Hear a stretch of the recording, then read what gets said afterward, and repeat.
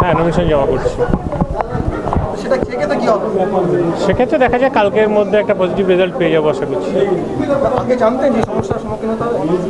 সমস্যা রাজ্য, জেলা নেতৃত্ব, রাজ্য এবং কেন্দ্রীয় নেতৃত্ব সমস্যাটা নিয়ে ডিল করছিল, এখনও করছে। জনই হয়তো দিয়েছে, আমি এরপরে দেবো। আমি ঠিক জানি না, খবর পেলাম একজন দিয়েছে। সেটা জেলার সিদ্ধান্ত। প্রার্থী তো আমি দলের তরফ থেকে আমাকেই দেওয়ার কথা আছে। পার্টি থেকে সেরকম কিছু অর্ডার আমি এখনো পাইনি। অবশ্যই করতে হবে।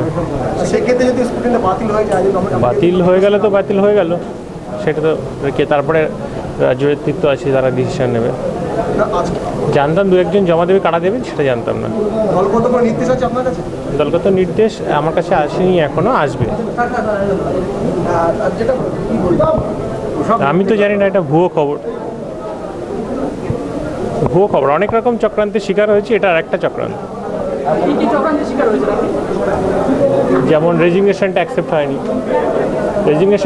হয়নি according to amendment 43A, but আমি 43B এর মধ্যে পড়ি। যাই হোক, রাজ্য সরকার সেটা ডিসিশন নিয়েছে, that is wrong decision. Court করার মতন টাইম হয়নি। তারপরে বলুন। সমস্ত নেতৃত্ব জানে, নির্বাচন কমিশন জানে, দেখা যায় কী ডিসিশন নেয়। সেটা অ্যাপ্লাই করেছে কিনা সেটা রাজ্য নেতৃত্ব, সেন্ট্রাল নেতৃত্বই দেখছে। আমি শুধু মিটিং মিছিলেই এখন বিজি আছি। আচ্ছা, মুখ্যমন্ত্রী একটা বিষয়, 5 বছরের যে নিয়মটা আছে, এটাকে আপনি জানতেন না জানতেন? 5 বছরের নিয়মের মধ্যে আমরা পড়ি না।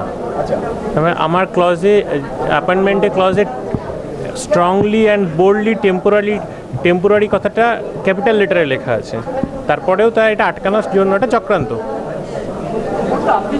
আমাদের নেতৃত্বরা দেখছে এবং পার্টি দেখছে, সেক্ষেত্রে আমি পার্সোনালি কোনো স্টেপ নিইনি।